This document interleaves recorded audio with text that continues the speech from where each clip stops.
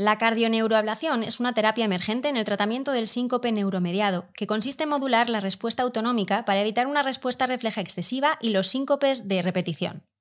Esta técnica implica la ablación de plexos ganglionares mediante diferentes técnicas. ¿Cómo se seleccionan los candidatos a esta terapia? ¿Qué opciones de tratamiento ofrece? ¿Y cuál es el seguimiento de estos pacientes? Cardio Podcast. Novedades científicas y actualidad clínica de la mano de expertos de la especialidad. Suscríbete al canal Cardio Podcast y escúchanos en Google, Apple y Spotify. Bienvenidos a Cardio Podcast, la producción de la Sociedad Española de Cardiología, coordinada por su grupo de jóvenes cardiólogos. Soy Alicia Ituarte, en la realización, como siempre, José Luis Vázquez, y ya tenemos en la mesa Cardio Podcast a la moderadora Elisabete Alzola, cardióloga en el Hospital de Cruces de Baracaldo, Vizcaya. Muy buenas, Elisabete. Buenas, Alicia, y a todos los compañeros que nos están escuchando.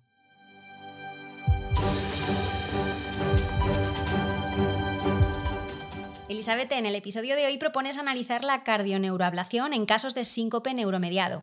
Para explicar en qué consiste esta terapia y los diferentes aspectos a tener en cuenta a la hora de emplearla, vamos a presentar a los tres invitados de hoy. Óscar Alcalde Rodríguez, cardiólogo en el Hospital Universitario de Navarra, Pamplona. Bienvenido, Óscar. Hola, un saludo. Álvaro Marco del Castillo, quien trabaja en el Hospital Universitario 12 de Octubre de Madrid. Hola, Álvaro. Muy buenas. Y Jordi Pérez Rodón, cardiólogo en el Hospital Universitario Valdebrón de Barcelona y el Grupo Hospitalario Quirón Salud. Hola, Jordi. Hola, ¿qué tal? Un saludo. Muchos de los cardiólogos que nos escuchan se preguntarán en qué casos nos podríamos plantear este tipo de terapia. Sabemos que los síncopes reflejos son un motivo frecuente de consulta, tanto en los servicios de urgencias como en las consultas de cardiología, y que la mayoría de los casos son de carácter benigno, si bien es verdad que en algunos casos son recurrentes y supone una limitación para la vida del paciente. Álvaro, ¿cómo consideras que deberíamos estudiar a estos pacientes? Pues es una muy buena pregunta, la verdad. Yo creo que si coges a 10 electrofisiólogos distintos, te van a dar 10 hojas de ruta ligeramente distintas sobre cómo terminar de seleccionar a un candidato para una cardioneuroablación. Por supuesto, todos vamos a estar de acuerdo en las pruebas básicas, pero el llegar al final yo creo que es complejo y es materia de debate. Nosotros le damos mucho peso a la información del Holter insertable, porque es la única manera de tener una información 100% fidedigna de cuántos síncopes está teniendo el paciente, cada cuánto tiempo y cuál es el sustrato electrofisiológico que está ocurriendo, si de verdad es cardioinhibitorio y podemos ayudarle en una mayor medida, o es predominantemente vasodepresor. Y la verdad es que al principio, cuando la cardioneuroablación empezó a estar un poco en boca de todos, íbamos muy a favor del test de atropina y es algo que hemos ido dejando cada vez más de lado porque es extremadamente sensible. Cualquier persona con un poco de disfunción sinusal intrínseca absolutamente puede dar un test de atropina positivo y eso no le convierte en un buen candidato a una cardioneuroablación. Y Óscar, ¿en qué casos nos podemos plantear, si es que nos tenemos que plantear, un test de la mesa basculante? Bueno, yo estoy muy de acuerdo con lo que ha dicho Álvaro, ¿no? Probablemente más que la mesa basculante, el Holter de eventos es la prueba más importante. Quizás añadir que además de eso, o sea, al final un síncope vasovagal o neuromediado se diagnostica por historia clínica. Entonces creo que hay que ser muy exhaustivo en la historia clínica que se les hace a los pacientes. En general, como has dicho, son patologías benignas, pero algunos tienen episodios muy recurrentes, muy sintomáticos, que le limitan la calidad de vida o que se pueden dar en circunstancias que pueden tener riesgo. En general no es habitual conducir, pero si hay situaciones de riesgo, tienen traumatismos muy severos, pues probablemente en esos pacientes son en los que nos podemos plantear hacer más cosas. Una de las pruebas a hacer puede ser la mesa basculante, pero tienen que ser pacientes bastante seleccionados. No a todo paciente con un síncope sugestivo de vasovagal hay que hacerle una mesa basculante. Y nosotros somos más partidarios también del Holter insertable, básicamente porque la mesa basculante los resultados son poco reproducibles. Por ejemplo, en el estudio ISU-3 de hace muchos años ya se vio que los pacientes que tienen síncopes en vida real, menos de un tercio, cuando les haces una mesa basculante, tiene una respuesta cardioinhibitoria, cuando el síncope del Holter de eventos sí que ha sido cardioinhibitorio. Por lo tanto, la mesa basculante se puede hacer porque aporta información. De hecho, si una mesa basculante es cardioinhibitoria, casi seguro que el síncope va a tener una respuesta cardioinhibitoria. En el mismo estudio ISU-3, el 86% de esas respuestas cardioinhibitorias en el TID test se reproducían en el Holter insertable. Pero probablemente sea más útil un Holter insertable que la mesa basculante. Y Jordi, en tu centro, ¿qué protocolo de estudio utilizáis para este tipo de casos o los manejáis en una unidad específica? Estos pacientes se manejan en la unidad de síncope, es decir, se manejan por profesionales expertos en el diagnóstico y en el manejo de los pacientes con síncope, es decir, profesionales pues, que dominan la las pruebas y las terapias de los pacientes con síncope. Entonces, lo que hacemos de entrada es una evaluación inicial, como se comentaba, es decir, es muy importante en el síncope hacer una buena historia clínica, una buena exploración física, hacer un electrocardiograma, hacer un masaje del seno carotidio y un test de ortostatismo, porque con esto, que es muy sencillo y se puede hacer todo en la consulta, se consiguen el 50% de los diagnósticos etiológicos de los síncopes y, por tanto, del síncope neuromediado. Entonces, si aquí podemos o no haber llegado al diagnóstico, si tenemos dudas desde el punto de vista clínico, lo que hacemos es un test para hacer el diagnóstico de síncope neuromediado, si hay dudas, o hacer un holter insertable, donde podemos ver, pues, por ejemplo, si hay una bradicardia progresiva, ¿no? Entonces, una vez tenemos claro que el paciente tiene un síncope neuromediado, lo que hacemos es instaurar las medidas higiénico-dietéticas que todos conocéis y junto a las maniobras de contrapresión si el paciente pues tiene pródromos, ¿no? Entonces, si el paciente va bien, perfecto, pero si tiene síncopes recurrentes, ahí consideramos muy, muy importante ya saber si el paciente tiene una cardioinhibición. Si no se ha hecho para el diagnóstico, lo que hacemos actualmente es hacer un TIL test para valorar si hay respuesta cardioinhibitoria o un holter insertable.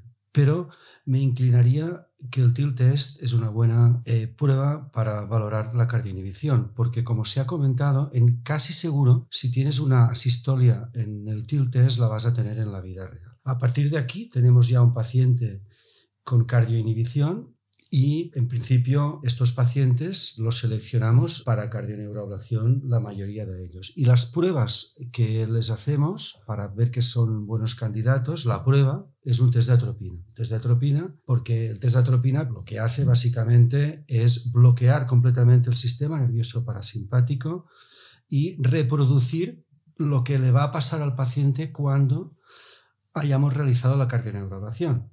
Por tanto, un aumento de la frecuencia cardíaca. Si esto no se produce en el test de atropina, es probable que la cardioneuroablación no surja su efecto.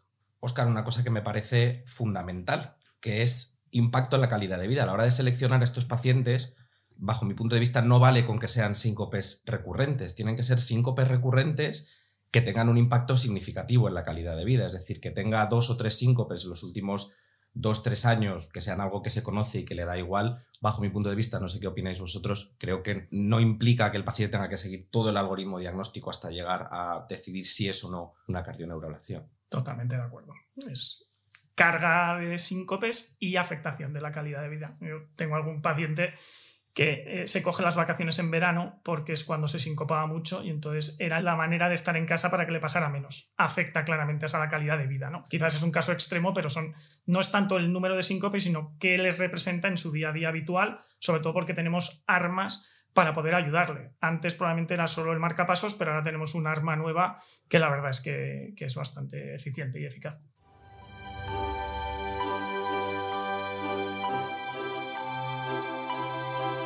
Hemos visto cómo debemos estudiar a estos pacientes y los exámenes que se deben realizar. ¿Cuál es el siguiente paso? Buena pregunta, Alicia. Hay varias situaciones que nos podemos encontrar al estudiar estos pacientes. Un test de la mesa basculante normal, una respuesta hipotensora, mixta o cardioinhibitoria.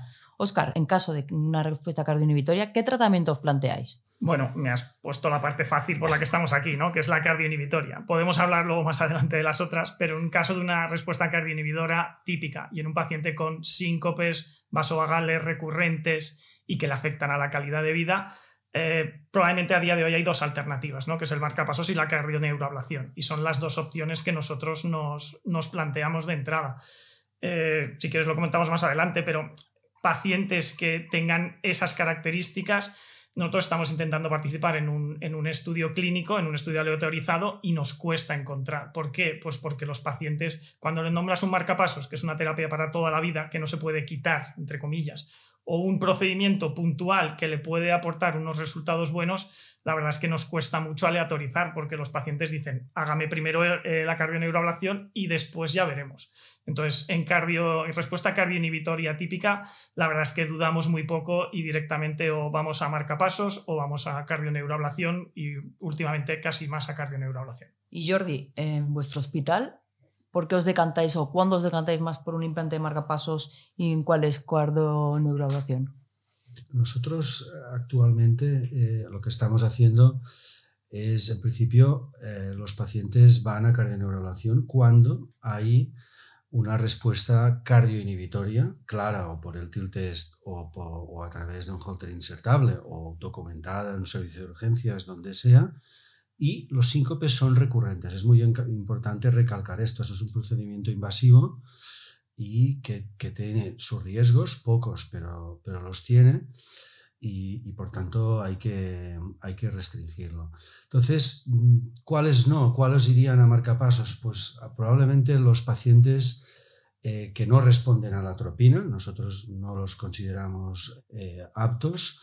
Luego, aquellos que por alguna razón pues no se quieran hacer el procedimiento, no se puede hacer por accesos vasculares, lo que sea. Y luego creo que hay o nada o muy poca información de la cardioneuroablación en pacientes añosos. Es decir, aquellos pacientes de más de 65 años no hay estudios de la cardioneuroablación en los cuales, que se hayan hecho. Ya no es que haya mostrado eficacia, sino que no se han hecho. Por tanto, estos pacientes diría yo que serían hoy en día todavía buenos candidatos a marcapasos, especialmente porque se ha visto que el marcapasos funciona en este tipo de pacientes, ¿no? Y todo esto es en base, claro, si estás poniendo pacientes en un estudio, pues entonces los tienes que randomizar. Nosotros estamos participando también en un estudio que ha nombrado el doctor Alcalde, pero me inclino por cardioneurulación en la mayoría de pacientes en base a tres cosas, ¿no?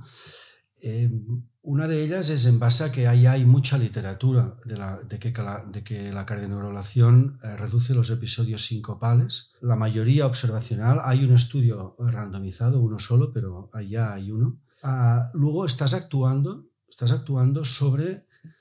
no sobre una consecuencia de una respuesta excesiva del sistema nervioso parasimpático, como es la bradicardia, que es sobre lo que actúa el marcapasos, sino que estás actuando sobre el propio sistema parasimpático en sí, sobre la propia, digamos, enfermedad. Y por otro lado, el tema de las complicaciones de los marcapasos a lo largo de la vida, los recambios, etcétera. Y normalmente acostumbran a ser pacientes jóvenes que van a precisar de muchos recambios, etcétera, porque la respuesta cardioinhibitoria, recordemos, se da sobre todo en pacientes jóvenes.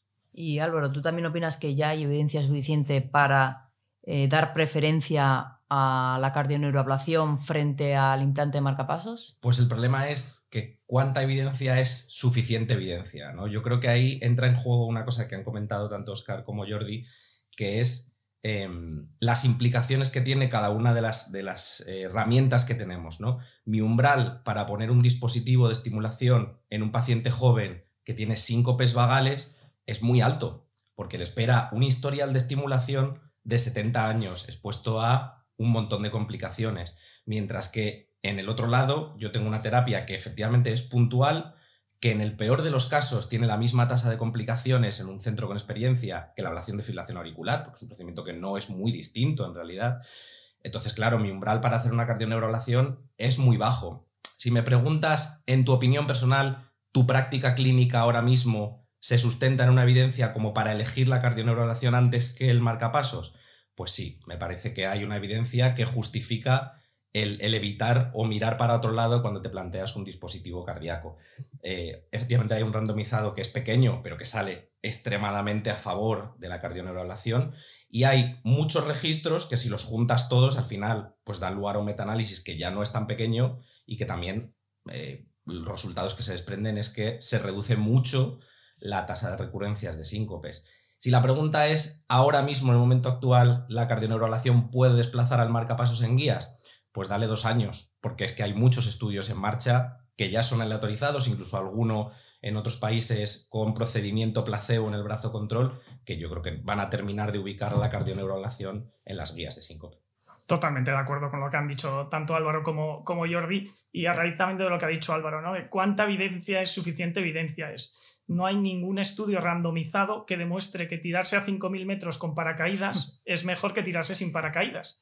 Entonces, a todos aquellos que piden un estudio randomizado para todo, bueno, pues que sean parte del grupo control de este estudio que yo les propongo, ¿no? Entonces, es tan evidente lo que estamos viendo con la cardioneuroablación, los resultados que tenemos, las implicaciones en pacientes jóvenes, de no poner dispositivos, de resultados espectaculares, que probablemente nos hace ir a todos muy hacia la cardioneuroablación y dejar el marcapasos para esos casos que ha comentado Jordi de más ancianos con dificultad de acceso, con más complicaciones. Pero totalmente de acuerdo con mis compañeros. Y es que yo creo que tenemos que seguir a estos pacientes de una forma estricta, ¿no? Porque tenemos, como se decía, una información a corto plazo de momento, ¿no? Tú decías, bueno, dale 2 años o más, ¿no? ¿Por qué? Pues porque a mí, por ejemplo, me preocupa una cosa, y es el aumento de la frecuencia cardíaca, por 2 cosas. Una, hay algunos pacientes que notan que están más taquicárdicos y esto les puede molestar, ¿eh? Y esto está reportado en la literatura, que normalmente es poco frecuente y poco grave, pero algún paciente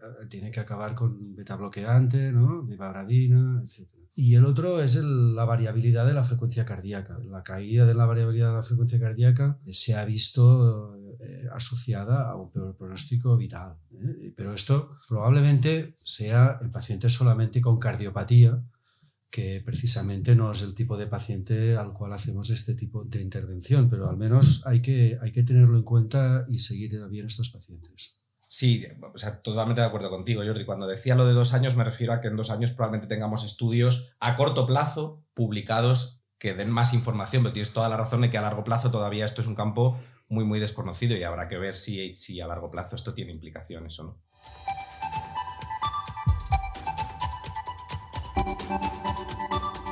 Estás escuchando Cardio Podcast. En la primera parte de esta puesta en común con Óscar Alcalde, Álvaro Marco y Jordi Pérez Rodón, se han discutido 2 aspectos importantes sobre el manejo de estos pacientes, como son el estudio diagnóstico y el abordaje en el tratamiento. Pero ¿cómo hacemos el seguimiento de estos pacientes? Sabemos que muchos de estos pacientes pueden tener recurrencias en el seguimiento. Jordi, ¿qué pruebas hacéis tras una cardioneuroablación? ¿Cómo seguís a estos pacientes?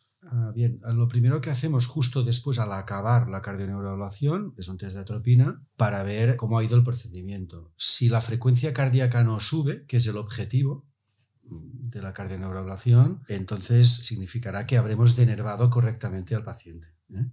Esto por un lado. Por otro lado, es muy importante el seguimiento clínico. No es una prueba, pero hay que mencionarlo porque al final hacemos la cardioneuroablación para reducir la carga sincopal o abolir incluso el síncope en el paciente. Y luego lo que estamos haciendo nosotros es implantar un holter insertable unos días previos a la cardioneuroablación. Y esto lo hacemos por 2 razones. Por un lado, para ver si el paciente recurre al episodio sincopal, si lo hace de una forma cardioinhibitoria o si, como ya se ha visto en algún trabajo con pocos pacientes, como a veces estos pacientes lo que hacen síncope y no hacen cardioinhibición después de la cardioneuroablación. Algunos, muy pocos, no les acaba solventando el problema. Muy pocos es un 8%, que el marcapasos no les solventas el problema hasta un 40%. Entonces es poco, ¿no? Y otro motivo de implantar el holter insertable es para ver cómo ha ido la cardioneuroablación desde el punto de vista fisiológico. Podemos ver que la frecuencia cardíaca sube después de la cardioneuroablación. Hoy he presentado en un caso que lo muestra y sube de forma significativa y baja la variabilidad de la frecuencia cardíaca. Esto es un efecto agudo, deseable de la cardioneuroablación y es importante también, pensamos, verlo. Y además, si el paciente recurre, podemos relacionarlo. Ha recurrido en este paciente pues que resulta que la frecuencia cardíaca inicialmente le había subido, pero ahora le ha vuelto a bajar, ¿no? Es decir, podemos relacionar el aspecto clínico con el aspecto fisiológico. Y Óscar, ¿el manejo en tu caso es el mismo o el seguimiento? Bueno, bastante parecido. El test de atropina inmediatamente después del estudio lo hacemos y hacemos cardioneuroablación. Si implantamos un marcapasos, nos aseguramos que esté el CLS puesto, el algoritmo de caída de frecuencia. Insistimos mucho en estos pacientes en mantener las medidas educacionales, higiénico-dietéticas, de evitar desencadenantes, beber agua, beber sal. Son pacientes que tienen una predisposición especial. Insistimos eso en las consultas. Como ha dicho Jordi, hay que hacer un seguimiento relativamente estrecho. y nosotros hacemos un seguimiento como el de la fibrilación auricular. 1, 3, 6, 12 meses en la consulta. A los 3 meses normalmente hacemos otra vez un test de atropina para ver si se mantiene esa respuesta cardioinhibitoria o no, o la hemos logrado abolir con la cardioneuroablación.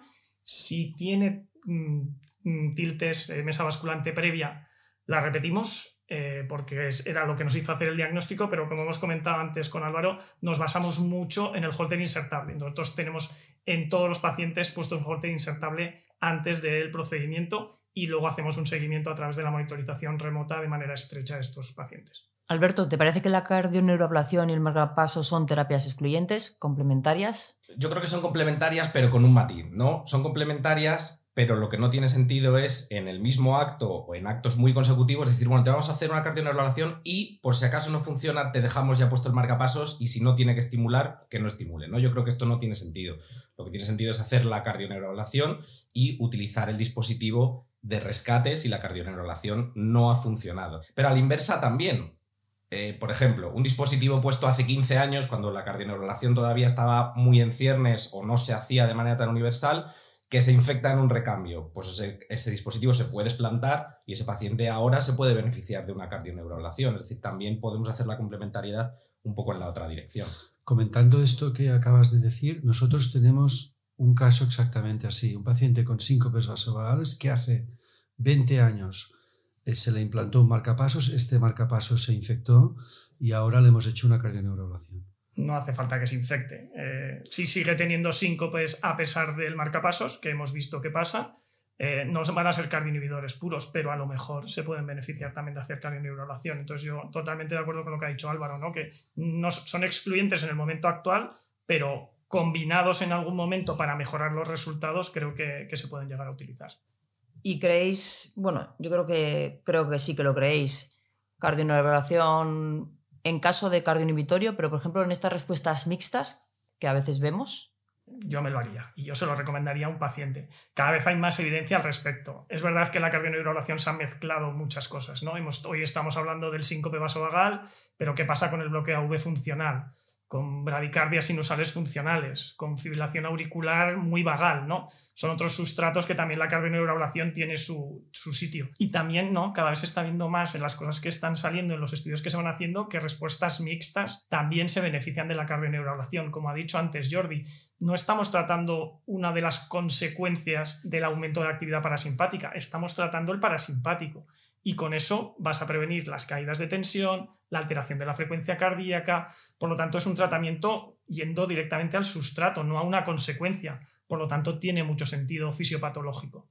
Yo creo que la respuesta probablemente no sea tan buena como en los síncopes cardioinhibitorios, ¿no? Porque es lógico esto, ¿no? Pero por otro lado, como ha comentado el doctor Alcalde, claro, estás actuando sobre el sistema nervioso parasimpático y probablemente no solo sobre la vía eferente, sino también sobre la vía aferente de los mecanorreceptores, que esto lo que puede hacer es que el sistema nervioso parasimpático deje de actuar, ¿no? Entonces, limitando también la hipotensión, etcétera, ¿no? Pero bueno, probablemente en el cardioinhibitorio tenga un mejor papel.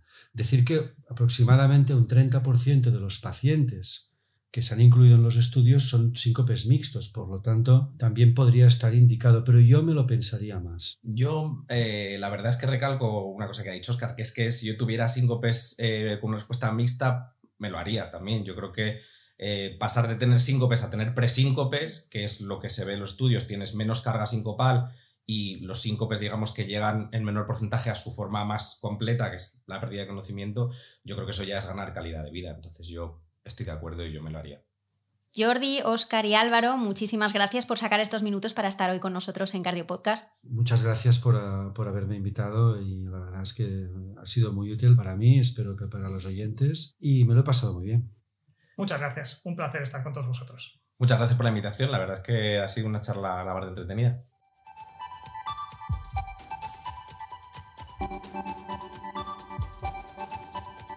Pues Elizabeth, los invitados nos han dejado bastantes mensajes interesantes que asimilar. ¿Con cuál te quedas tú?